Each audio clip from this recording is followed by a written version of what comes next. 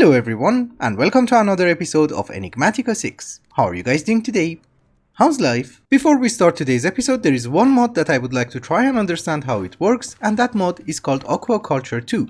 We do not play around with it that much because it's supposed to make fishing fun in the game. I know, this is already a lost cause. You can't make fishing fun in the game, and this is why we don't play with it. But we are going to try this at least once in our lives because Neptunium armor and tools are actually not that bad. So I do understand the basics of the mod, and let me share that with you. It gives you 4 additional tiers of fishing rods. Iron, gold, and diamond are not that different. The only difference is durability. Neptunium Fishing Rod seems to have some sort of a built-in lure, because fish are more likely to bite, so that's good. I also know that there are a bajillion different types of fish, but there's no difference between them because you just cut them and get raw fish fillets, which you can either convert into sushis or just cook them and eat them. However, there are also different types of loot. These 3 that you see over here are garbage, they're going to give us a little bit of resources, but the one that I'm interested in is Neptune's bounty, because that is the only way that we're going to get Neptunium ingots, armor, or the tools. You have to wait for your turn. This episode, I'm going to make a farm. Anyways, as I was saying, yes, the treasure chests are not the best, because it gave us an emerald. That's it. From now on, this is the part that I don't really understand, but we're going to figure it out together. There is something called a tackle box. Does not have a crazy recipe, we just need kelp. I can put my fishing rod. Ew. We can have worms, we can have hooks. There is also a worm farm. It is extremely cheap. Let us make one. It does resemble a compost bin, so we can compost stuff and get worms. Yes. There's also a fishing line and a bobber, but they seem to be aesthetic, so we don't care. And we're just going to make a hook. So the nether star one is not going to happen, but there is a double hook, chance to catch 2 things. Why the hell not? We should do that. So if I put the hook and the worm inside and I take you out, okay. I also made an anvil because I do have a book, Luck of the Sea 2. It shouldn't be the worst.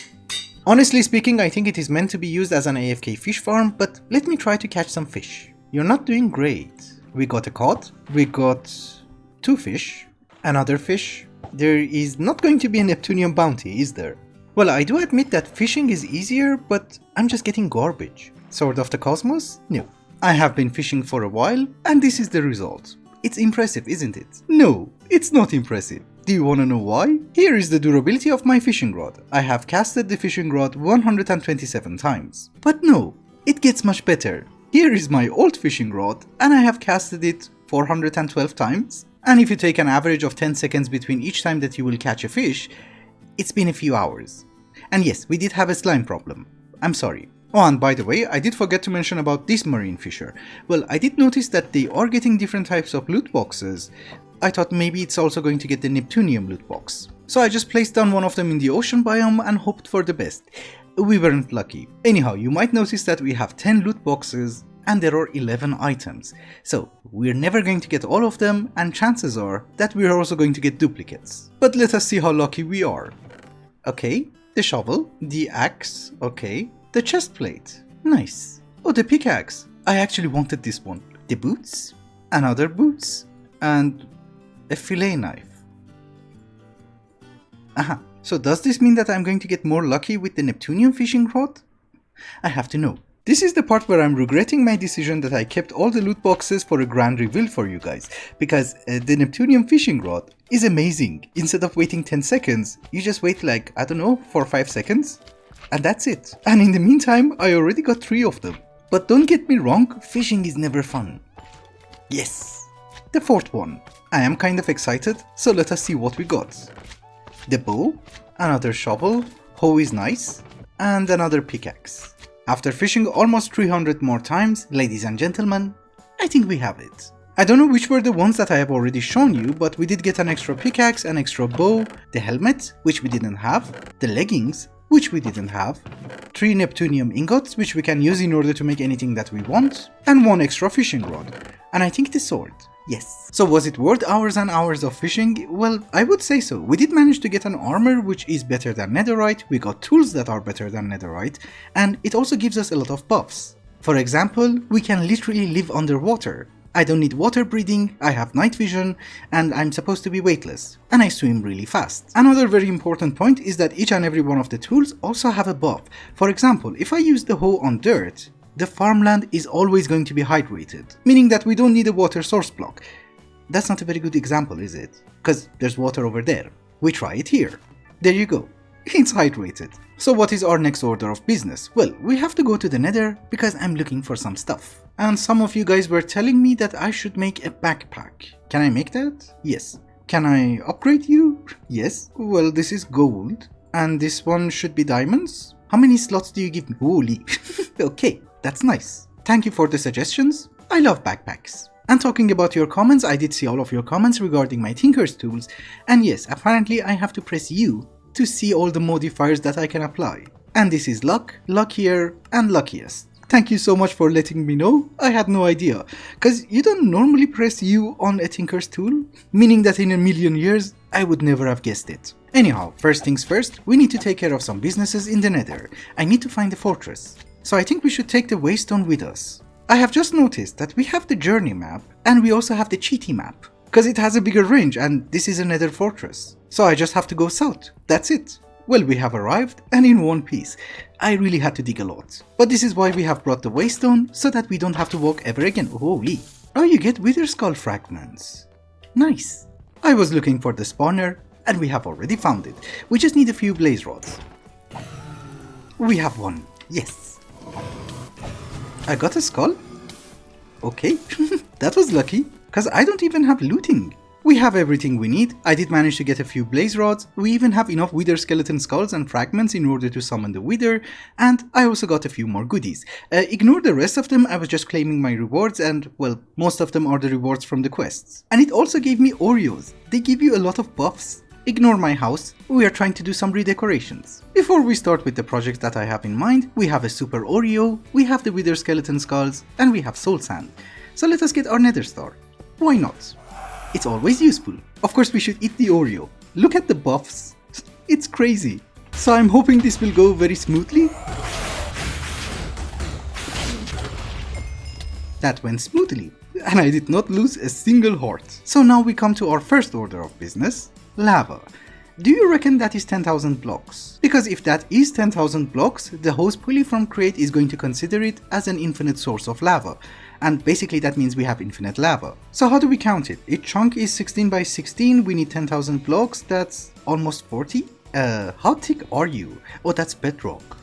Ew. Well, it's not bedrock all the way, because we're at Y level 6. I still have fire resistance, can I go in?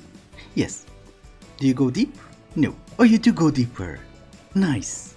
I counted around 30 chunks, some of them are 2 or 3 layers thick, so that should be 10,000 blocks. If it was not obvious, I needed the blaze rods in order to make a few ender tanks, because I was planning to get the lava. Oh, that takes a while.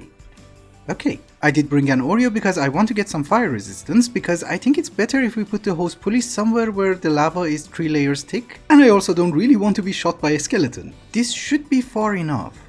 Yes, it's good. We want the pulley to be right over here. That stupid Oreo was a game changer.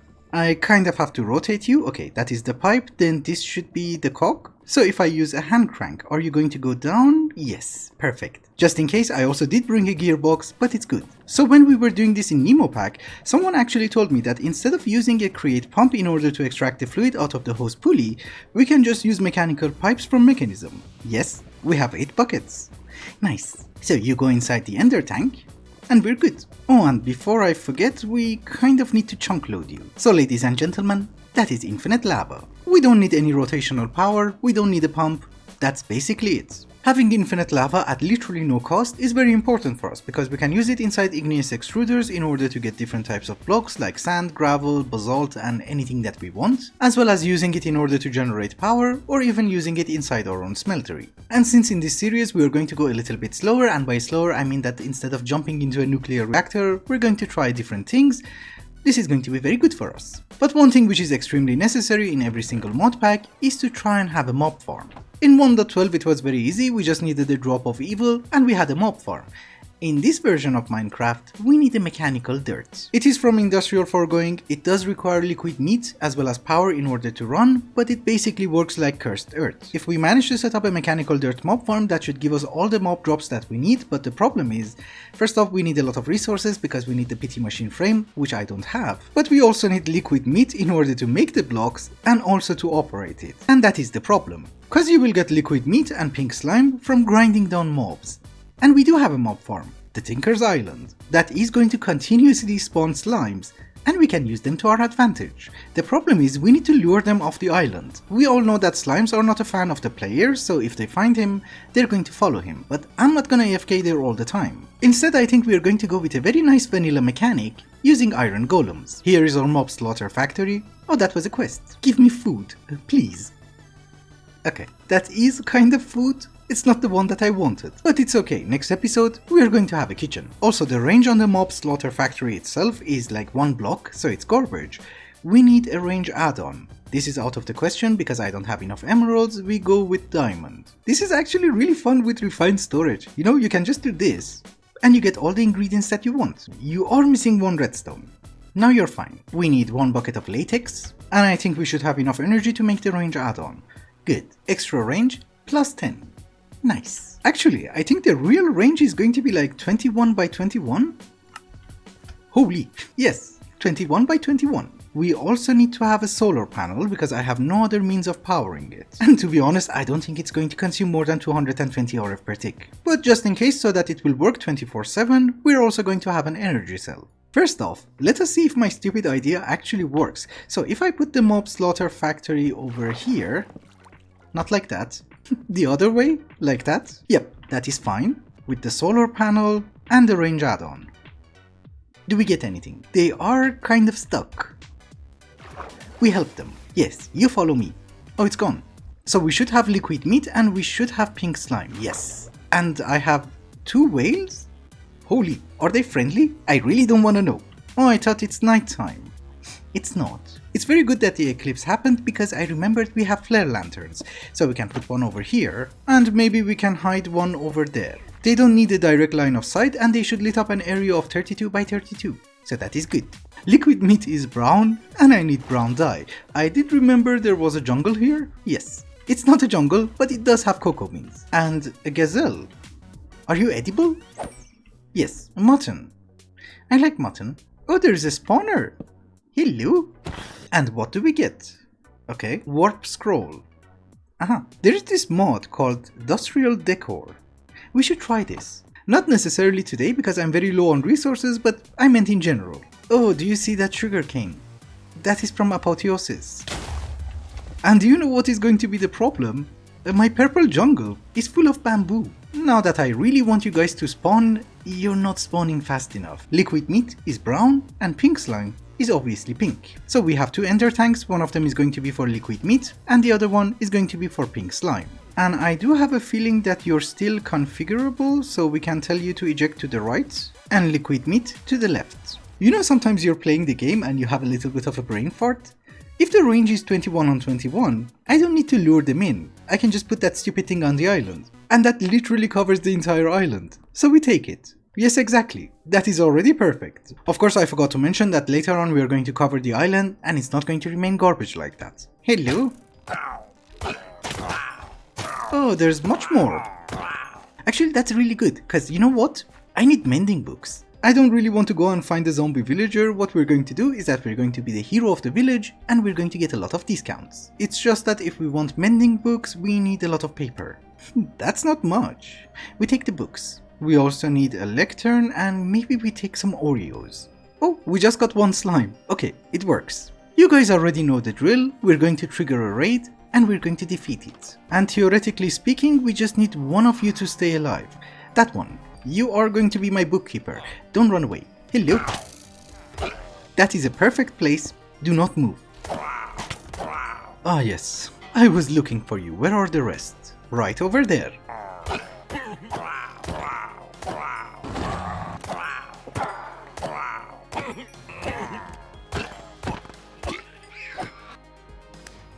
The problem with having so many enchantments in one mod pack is that it's extremely difficult to get mending. Yeah, that would be nice, but I want mending. Fire aspect. Aha, Fortune 7. Oh, I really want that. It's okay, we don't get it now. Obliteration. Oh, for breaking enchantments. Fine. Lure 7. We should definitely make a villager trading hall, cause I think it's actually cheaper to get it from villagers than doing enchantments. Temptation is going to be the least of your problems, because I am very tempted to kill you. Do you remember that genius who found Fortune 7 and he said, oh, we will get it later. It has been 1 hour later, and I still don't have it. So whenever you see Fortune 7 on a villager, just take it. Don't argue. Efficiency 7.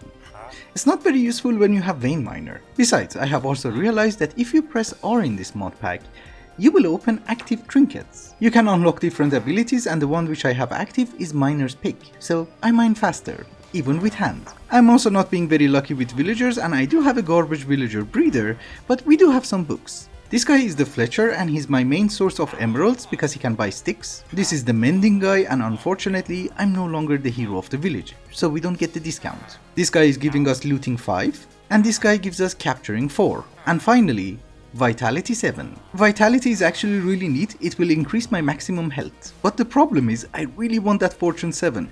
Getting it from enchantment table is extremely expensive.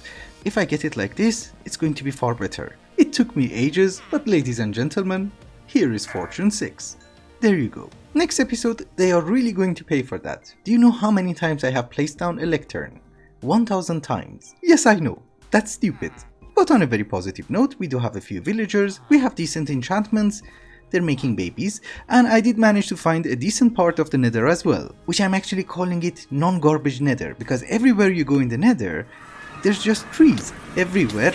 Anyways, this is a decent location because I can easily find ghasts and endermen. And with that, I think it's also a good time to wrap up the episode. Thank you so much for watching, and I hope you enjoyed it. Till the next one, bye bye.